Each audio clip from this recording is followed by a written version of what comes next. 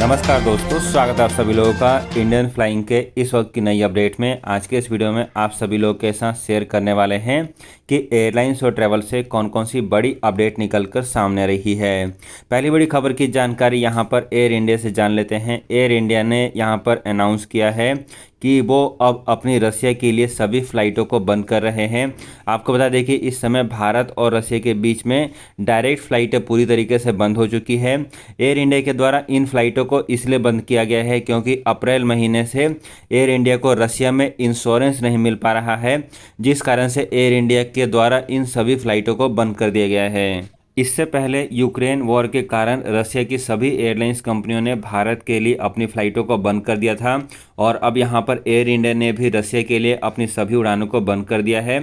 So friends, इस समय यदि आप भारत से रसिया के लिए ट्रैवल करना चाहते हैं तो कोई भी डायरेक्ट फ़्लाइट आपके लिए उपलब्ध नहीं है। अब आप केवल इनडायरेक्ट फ़्लाइटों के माध्यम से ही रसिया में ट्रैवल करके जा सकते हैं।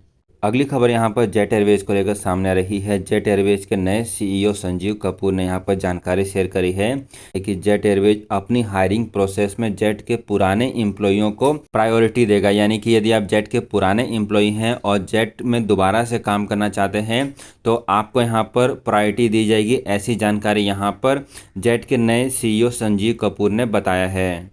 आपको बता दें कि यहाँ पर जेट एयरवेज जो है अपनी फिर दोबारा से उड़ानों को चालू करने की कोशिश से कर रहा है।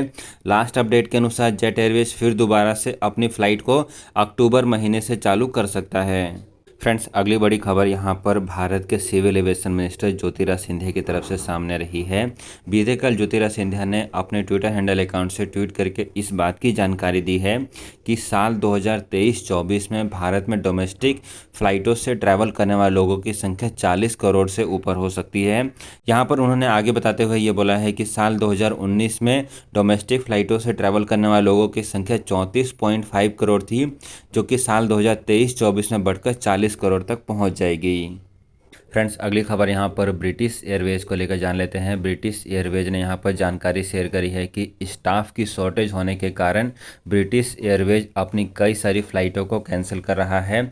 आपको बता दें कि यूके में फिर दोबारा से कोरोना वायरस के केसेस बढ़ते हुए पाए गए हैं, जिसमें ब्रिटिश एयरवेज के कई सारे एम्प्लॉय जो हैं इस समय कोरोना वायरस पॉजिटिव हो चुके हैं, जिस कारण से वहाँ पर स्टाफ की शॉर्टेज देखी जा रही है।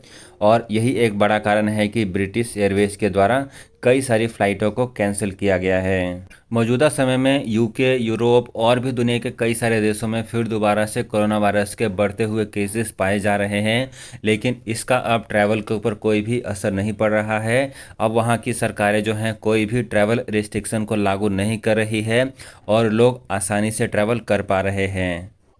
दोस्तों, आगे बढ़ते हैं और अगली अपडेट यहाँ पर उत्तर प्रदेश के चीफ मिनिस्टर योगी आदित्यनाथ से एक बड़ी खबर सामने आ रही है, जहाँ पर उनकी तरफ से ये जानकारी शेयर की गई है कि आगे आने वाले समय में जब तक राम मंदिर बनकर तैयार होगा तब तक अयोध्या के एयरपोर्ट को भी पूरी तरीके से बनाकर रेडी कर दिया जाएगा। जी हाँ दोस्तों, जैसा कि आप सभी लोगों को पता होगा कि इस समय उत्तर प्रदेश में राम मंदिर का निर्माण कार्य चल रहा है।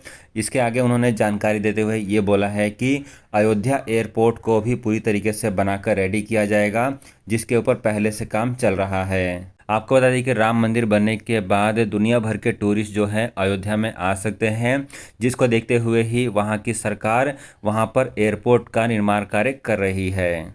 फ्रेंड्स, आगे बढ़ते हैं और अगली खबर यहाँ पर श्रीलंका को लेकर जान लेते हैं। श्रीलंका में मौजूदा हालात को देखते हुए दुनिया भर के देशों ने अपने ट्रैवल एडवाइजरी में बदलाव करते हुए अपने नागरिकों को श्रीलंका में ट्रैवल करने के लिए मना किया हुआ है। आपको बता दें कि श्रीलंका में इससे पहले इमरजेंसी लागू की गई थी और इस समय श्रीलंका में इमरजेंसी हटा दी गई है, लेकिन इसके बावजूद भी वहाँ के हालात ठीक नहीं हैं, जिस कारण से दुनिया भर की सरकारें अपने नागरिकों को श्रीलंका में ट्रैवल करने के लिए मना कर रही है। फ्रेंड्स, आगे बढ़ते हैं और अगली खबर यहाँ पर चाइना को लेकर सामने आ रही है। चाइना में भी इस समय कोरोना वायरस के केसेस लगातार बढ़ते हुए पाए जा रहे हैं, लेकिन इसके बावजूद भी चाइनीज़ गवर्नमेंट की तरफ से एक बड़ी खबर सामने आई है कि वो अपने यहाँ पर इंटरनेशनल फ़्लाइटों को चालू करने वाले हैं। जी दोस्तों, ये एक बड़ी खबर है। यहाँ पर चाइनीज़ गवर्नमेंट की तरफ से ये खबर निकल कर सामने नहीं आई है। कई मीडिया सूत्रों ने इसके ऊपर जानकारी शेयर करी है कि चाइनीज़ गवर्नमेंट जो है अपने यहाँ पर इंटरनेशनल फ़्लाइटें अब बहुत ही जल्दी चालू कर सकती है। आपको बता दें कि भारत और चाइना के बीच में मौजूदा समय में पूरी तरीके से फ़्लाइटें बंद हैं, लेकिन उम्मीद है कि बहुत ही जल्दी दोनों देशों के बीच में उड़ानें चालू हो सकती हैं। फ्रेंड्स, अगली खबर के अनुसार इस समय बहुत सारे लोग भारत में ऐसे हैं जो कि सिविल एविएशन मंत्रालय से ये रिक्वेस्ट कर रहे हैं कि फ़्लाइट में नॉनवेज खाना को पूरी तरीके से बैन कर दिया जाए। आपको बता दें कि अभी रिसेंट कई सारे इंसिडेंट ऐसे देखे गए हैं जहां पर वेज खाने की जगह लोगों को नॉनवेज खाने दे दिए गए हैं, जिसके बाद यहां पर बहुत सारे लोग जो है वो सिविल एविएशन मंत्रालय से रिक्वेस्ट कर रहे हैं कि कम से कम डोमेस्टिक फ़्लाइटों में नॉनवेज खाने को पूरी तरीके से बैन कर दिया जाए और सभी लोगों को वेज खाना ही ऑफ़र किया जाए।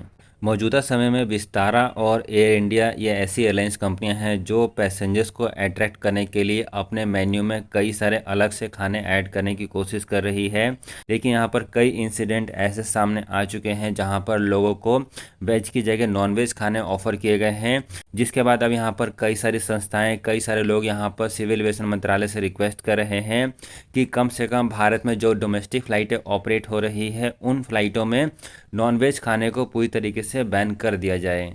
फ्रेंड्स, आगे बढ़ते हैं और अगली खबर यहाँ पर इटली को लेकर जान लेते हैं। इटली की गवर्नमेंट जो है बहुत ही जल्दी एक नई तरीके का वीज़ा ऑफ़र करने जा रही है, जिसके तहत ऐसे लोग जो कि वर्क फ्रॉम होम करते हैं उन सभी लोगों को अब इटली में जाकर काम करने की परमिशन मिल पाएगी। जी हाँ दोस्तों, इस वीज़ा का नाम नोमैड वीज़ा रखा गया है और आगे आने वाले समय में इटली की गवर्नमेंट जो है ऐसे सभी लोगों को, जो लोग भी वर्क फ्रॉम होम करते हैं, वो सभी लोग अब इटली में जाकर काम कर पाएंगे।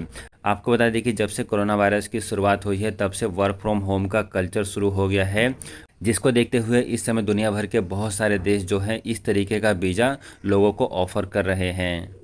फ्रेंड्स, आगे बढ़ते हैं। अगली और आखिरी अपडेट यहाँ पर मलेशिया जाने वाले लोगों को लेकर जान लेते हैं। बहुत सारे लोग यहाँ पर मलेशिया को लेकर सवाल पूछ रहे थे, तो आपको बता दें कि भारत और मलेशिया के बीच में इस समय फ़्लाइटें ऑपरेट हो रही है।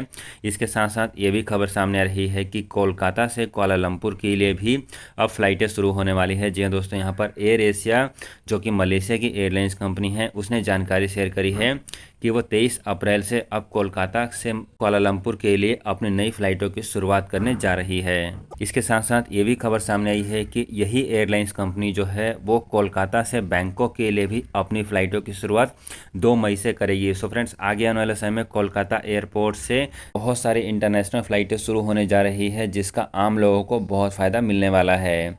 सो फ्रेंड्स, ये थी आज की एयरलाइंस और ट्रैवल से जुड़ी हुई कुछ बेहद ज़रूरी और काम की अपडेट। ऐसी और खबरों को रेगुलर बेसिस पर जानने के लिए चैनल को जरूर सब्सक्राइब करें ताकि आपको लेटेस्ट अपडेट समय पर मिलती रहे।